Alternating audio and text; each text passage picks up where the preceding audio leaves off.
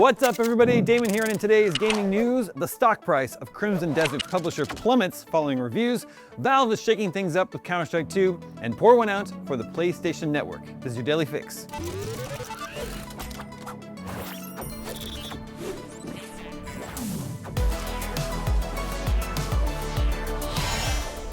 Pearl Abyss, publisher and developer of Crimson Desert, has seen its stock price plunge nearly 30% in what is seen as a reaction to review scores.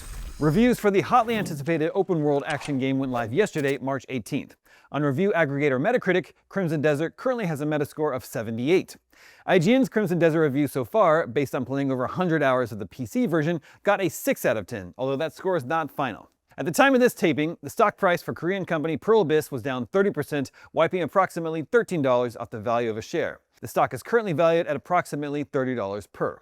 Apparently not good enough for investors, said Dr. Serkan Toto, CEO of Japan game industry consultancy firm Canton Games. According to Seoul Economic Daily, the market had expected a Metascore in the mid to high 80s. The same report said Pearl Abyss spent 7 years developing Crimson Desert, with development costs coming in at 200 billion won, approximately $133 million. However, there are strong signals that Crimson Desert will be a significant hit for Pearl Abyss. Reese Elliott, head of market analysis at Alinea Analytics, said that Crimson Desert is on track for a killer launch on Steam. According to Alinea Analytics estimates, Crimson Desert was approaching 400,000 pre-launch copies sold on Steam as of early this week, representing gross revenues of over $20 million. Elliott added, "This game could really blow up if it sticks the landing." At the 3-day pre-launch mark, Crimson Desert's 20.3 million on Steam means it's outperforming Kingdom Come Deliverance 2 by nearly 4x, and Expedition 33 by nearly 10x at the same point in their respective life cycles. And as Toto pointed out, Crimson Desert is currently number 4 in the US PlayStation sales chart. He said, "Very solid, I would say, for an IP not well known at all in that region of the world." Moving on, Valve is changing how you reload and manage ammo reserves in CounterStrike 2. Like plenty of other shooters, Counter-Strike games typically let us reload weapons without penalty. Now, however, Valve is bringing higher stakes to how and when you reload in CS2 by adopting a Helldivers 2-like approach, where if you reload with ammo still in your chamber, you lose it. The developer wrote in a new update, "When you reload in CS2, the leftover ammo in your magazine is dumped back into an essentially endless reserve supply. And so the decision to reload has never offered significant trade-offs. In a safe position with enough time, you might reload after firing a single bullet, or half a mag, or after firing down to empty, and the rest of the round would be unaffected. We think the decision to reload should have higher stakes, so in today's update, reloading has now been redesigned. Now when you reload, you'll drop the used magazine and discard all of its remaining ammo.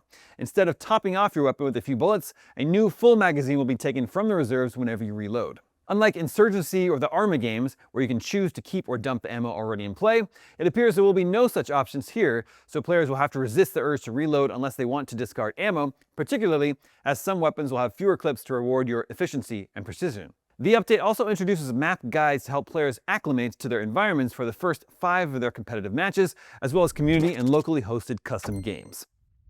And finally today, Sony is reportedly phasing out its PlayStation Network branding by the end of this year. Insider Gaming said an internal email sent to developers informed them that the company had strategically decided to phase out the terms PlayStation Network and PSN in order to properly capture the breadth of its evolving digital services. Sony allegedly stressed this was purely a brand change and would not affect the services it provides, such as cloud gaming, multiplayer access, or its free games. The email said, "The upcoming changes are purely visual and will not introduce any technical alterations to our offerings. To simplify and unify branding, the terms PlayStation Network and PSN will be phased out across all SIE assets by September 2026. All features currently associated with PSN, including core network features such as friends, multiplayer, and trophies, will remain unaffected and available to players. You'll be notified ahead of changes in the fall of 2026. The email closed by reminding developers that they will need to align with the, quote, branding guidelines to ensure the removal of PSN instances from all future releases, assets, and external service interfaces. The report said it was unclear what the network's new name would be. The PlayStation Network, which includes its online store, subscription service, and social features, was introduced in 2006 alongside the PS3, and its PlayStation Plus service launched in 2010. The name is synonymous with the 2011 PSN hack, which took the network offline for 24 days after an external intrusion compromised the personal details of 77 million players. You know, the PlayStation not work. The outage not only impacted online games, but single-player adventures that required an internet connection.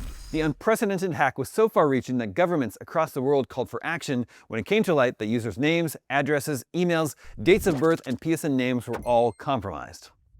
And that is your Daily Fix for Thursday, March 19th. It's time for a brand new month of gaming. Jump into the Humble March Choice Bundle and score an amazing lineup of titles. Right now you can grab Tempest Rising, Chance of Sinar, Sworn, Etrian Odyssey 3 HD, Bread and Fred, 0 Hour, Smalllands Survive the Wild, and Hard West 2. This all supports the Malala Fund, an organization working for a world where every girl can learn and lead by breaking down the barriers that hold back the more than 130 million girls out of school today. Head to humblebundle.com through April 7th to start playing now. I'm Damon Hatfield, and for all your video game news, stay tuned to IGN.